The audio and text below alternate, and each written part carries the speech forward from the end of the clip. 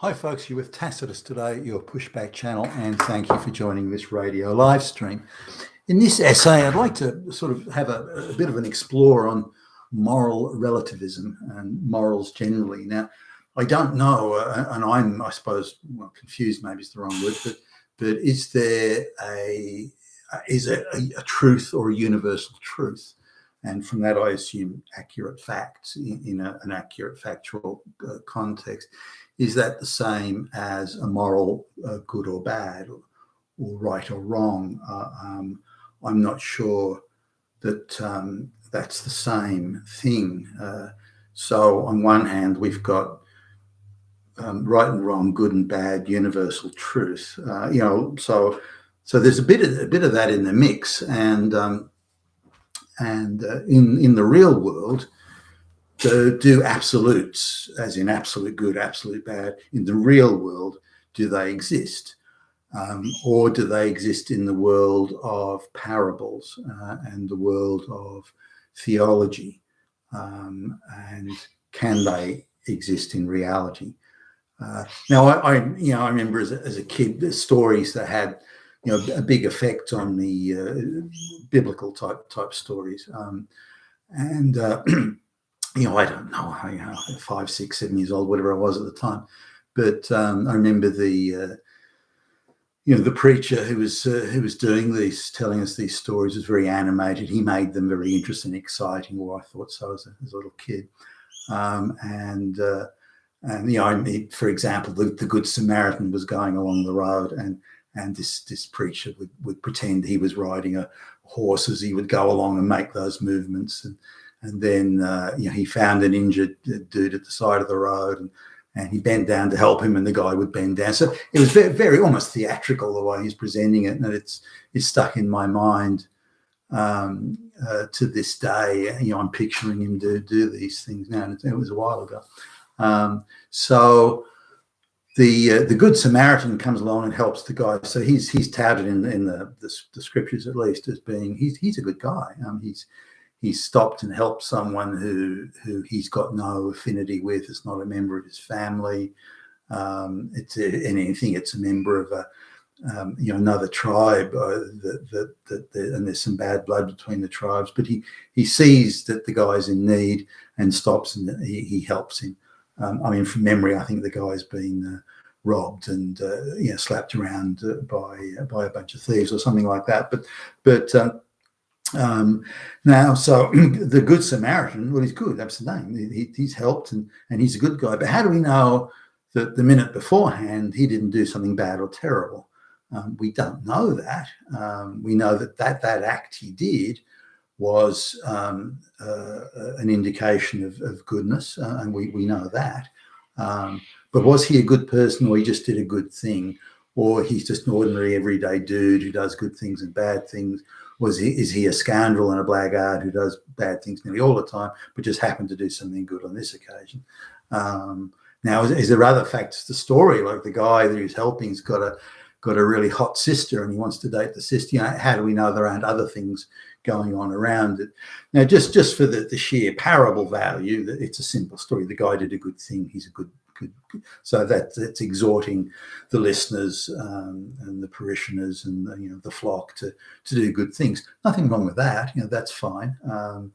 So now, if we look at other things, let's say Lawrence Beria, the Soviet communist, Stalin's one of Stalin's primary goons.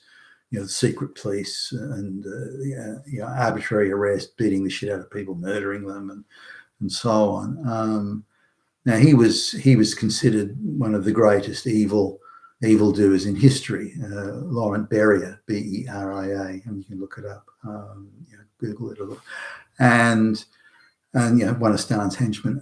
But he apparently was very, very gentle and kindly and generous with young children.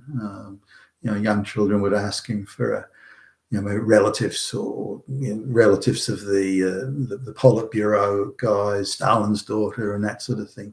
and he would play with them and get them biscuits and cookies and things. So there was this quite gentle side with young children, and this incredible diabolical brutishness in the secret police work. So the guy clearly was some fucked up, perverted guy, but he did all those evil things, but then he did those good things. So sometimes it's hard to say. Bad people doing good things to good people sometimes do bad things. For example, some guys are trying to invade the country. It's against the law to kill people. I mean, you can go to prison for it. And yet suddenly millions of your fellow citizens are asked to go out and kill other human beings. Now, they may all be good people. The cause may be good and just and righteous, but that doesn't mean that they aren't doing bad things by killing fellow human beings. So sometimes the morals are relative and based on circumstances to some extent. Now, do we still say that they're bad things? So, you repel invaders and you have to kill some of them to do it. Well, you're a bad person then. Well, no, because the cause was good and you were stopping them from doing bad things. Okay, so I was bad, but they were more bad. They were badder. And so how do we juggle the morals there? Now, this has been a question, in time immemorial. And Alice in Wonderland, that very famous novel from, what was it, the 1890s, I think it was written by Lewis Carroll, who was an academic, an Oxford academic. And he posited in the novel and gave Alice in the novel a moral conundrum. And she met the walrus and the carpenter. The walrus and the carpenter were eating oysters. The oysters were, according to the novel, were alive and they were talking. Now, the walrus had a huge appetite and the carpenter had a fairly limited appetite. Now, the walrus ate the most oysters. So Alice said, well, you're the bad one because you ate the most. And the walrus said, hey, hold on a minute. I could have eaten twice as much. But the carpenter, he ate as many as he could. He couldn't fit another oyster in. But it just that he ate fewer than I, but he ate as many as he could. And he didn't stop until he was completely full. Oh, said Alice, well, the carpenter's the bad guy then. The carpenter said, well, no, I can't be the bad guy. Sure, I ate as many as I could, but that doesn't change anything. The walrus still ate more than I did. Well, the walrus is a bad guy then, said Alice. Now it says, well, I don't know which is the worst one. And so this is an idea of a moral dilemma. Who is the bad guy? Is anyone bad? So is bad a relative thing or an absolute? Now, in the case of good and evil, God is nothing but good. The devil is nothing but evil. Now, we've been, in Christian faith at least, and others too, we've been trained to believe through classes, theological teachings, Bible, and so on, that that is an absolute. The devil is absolutely evil, and God is absolutely good. So okay, let's the devil gets arrested and is going to be taken to court. You're the judge. You're the judge saying there's no jury. The devil says, no, I don't want a jury. So you, the judge, have to decide on the devil's guilt or innocence. Now, there's no question that the devil's got some seriously bad publicity, and that would prejudice, for example, a jury or prejudice your own judgment. So do you give the devil an absolutely fair trial, knowing, or in your view at least, knowing that the devil is the epitome of and the most complete representation of absolute evil, and therefore just take the devil out the back and shoot him, for goodness sakes? I mean, why are we going to fuck about with the trial? Just let's get on with it. Or do you give the a fair trial and convict the devil based on the evidence that's brought into the court as you hear the case? Now, what do you do if you arbitrarily take the devil out the back and shoot them? Then you're evil and you've done an evil thing. If you try and stack the deck so they rig the evidence or something so the devil gets convicted, then again, so how do you stay good and true and be absolutely good, even in the face of the epitome of evil, with having the devil there. So what do you do? Do you have the moral fibre, strength and character to give the devil exactly the same, and this is important here, exactly the same trial, as in a fair trial, as you would God? Could you do the same? What if God was accused? Because if you do a bullshit trial just to make sure the devil's guilty because you know him to be evil, or the advanced publicity certainly says so, then you've corrupted the very goodness that you give. So why would God be entitled to a fair trial when God comes to trial? God may be falsely accused, and a fair trial would reveal that the accusations were false. Excuse me, false. But if fair trials are not a thing, if you're not good and just to give a fair trial, then that bogus evidence, that false evidence, which may be even given by the devil, for goodness sakes, that would convict God. And so by denying a fair trial to the devil, you then permit an unfair trial to God. So you pay what you give up here, you gain there, or as in the swings and roundabouts of it. So really good. It's not so simple. I'll give you some years ago, or many years ago now, there was a trial where, and I've mentioned this in other videos, there was a guy's in court, and he's a witness, and some kid was knocked down by a car. Some kid ran out in the road, chasing a ball or something like that, and some guy runs over him. Now, when the witness came along, a guy was being charged, and the witness said, he saw that car, driven by that guy, run the kid over, but as it turns out, that isn't what he saw. What he saw was the car driving over the kid, who was prone on the road, driving over the kid, but not knocking the kid down. That car had made no contact. The kid had already been knocked down. So he was convinced, the witness was convinced that he'd seen. It was absolutely a cross-examination, the whole thing. It was proven to be untrue. And the judge nearly threw the guy in prison for perjury, because he'd insisted that his recollection was accurate. And had that been accepted by the court, then an innocent man would have gone to prison. And in those days, at least, not so much today, in those days, at least, that sort of thing was treated very, very seriously. The idea of an innocent man going to prison, not that it didn't happen, but the idea of an innocent man going to prison was considered, that was the ultimate dereliction of duty for a judge, in a court, or a jury for that matter. And in the case a jury is making the decision.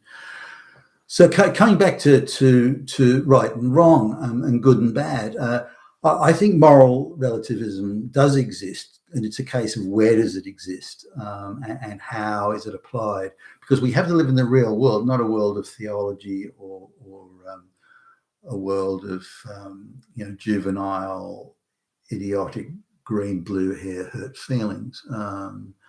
The real world where facts actually matter. So, say in the case of, is there 2 genders or 102 genders? Who gets to decide that, and what are the facts? Now, when you say the facts are irrelevant, so it's irrelevant. What we're doing is we're trying to be inclusive, and we're trying to, therefore facts are irrelevant because they might upset people or hurt people.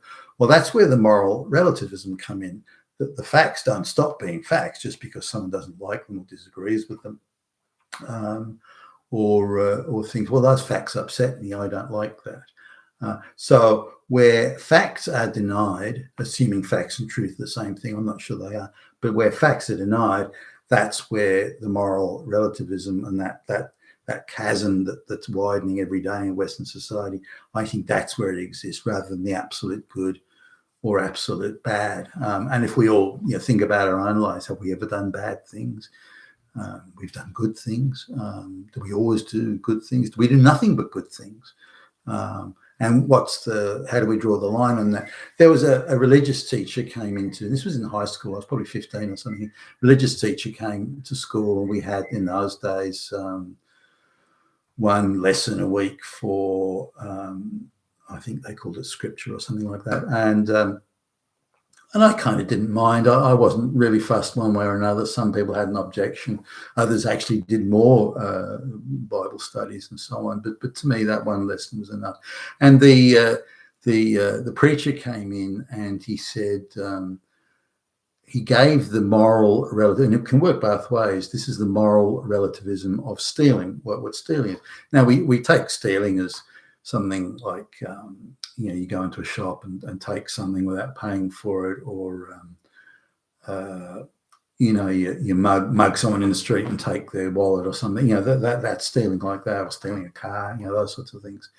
Now, this preacher was, no, don't worry about that. That's big stuff. You can go to prison for that. He said, I'm talking about stealing where it's not criminal and where there is no clear crime. So he was arguing it's morally wrong, but not criminally wrong. And what he said was, if you arrive late for work, or 5 minutes late, or you spend 5 minutes longer on your lunch break, or you leave work 5 minutes early, or you sit around, sit on your ass doing nothing. What you're doing, this guy argued, is you're stealing from your employer, and it's just the same. So he claimed, just the same as putting your hands in the till and taking out money. Now, even as a 15-year-old, I thought, gee, that's a bit of a stretch, buddy. But as a moral argument, he's got a point. As a moral, I don't think it's a practical argument, and I saw where he was going with it, but I don't see the reality. Is the reverse the case then? If the boss gets you to stay back 5 minutes, that he's committing a moral crime? Is that, like does it work both ways, or is it only one way? So I looked at it at the time and dismissed it as not so much nonsense necessarily, but a bit of a stretch that he was drawing such a long bow. But again, the point is, coming from that side, that was a morality play that he's saying is morally wrong, and therefore it's tantamount to spitting in God's face or something like that. And now, there's a lot of people who run around saying, well, morally, you should accept third world peasants who've arrived illegally in the West, because it's a moral right to do it. Sure, they've broken the law. Sure, they've been hand in glove with people smugglers. Sure, it's premeditated illegality, and sure they're going to be a burden to the taxpayer. Sure, they're going to not produce anything for the economy, and sure, they're going to lower the wages for local workers. But that doesn't matter, because morally it's the right thing to do. So how do we stack up on one side the so-called moral rectitude of letting them in, or on the other side the damage and downstream and even upstream damage that they cause when they arrive? And how do we separate the people who are just trying to line their own pockets at the expense of others? Is that a moral right? So these are sort of, it's a wide range of issues, and I'll be interested to see your comments below. And I may even do another video on this, but I don't think it's as easy as an absolute moral right or wrong. Now, where truth and facts concerned, the left talks about truth, and the globalists use a lot of the left slogans to, because they're good for destabilizing the West. So they talk about truth. Now, I've had sort of debates with this radical leftist school teacher. The guy's a fucking lunatic, seriously. But he says there's no such thing as facts, this thing is truth. So facts must be always wound into a wider moral argument, and the moral argument gives the facts context. That then becomes the truth. And so the facts in themselves are relevant. I do, again, somewhat see his point. So, you walk into a room and there's a dead body there, and there's a guy holding a gun. Well, he's just shot that guy. Look, there's the dead body. There's the guy with the fucking gun. But hold on a minute. The guy with the gun actually, shot the dead body dude 5 minutes before. The other guy with the gun heard the shot and came in to try and see what was going on, and brought the gun as self-defense because he'd heard the shot. So what you saw is not what so the context is that the facts are there's the guy standing over the gun and there's the dead body, but that's not the context. Thus, it is not the truth.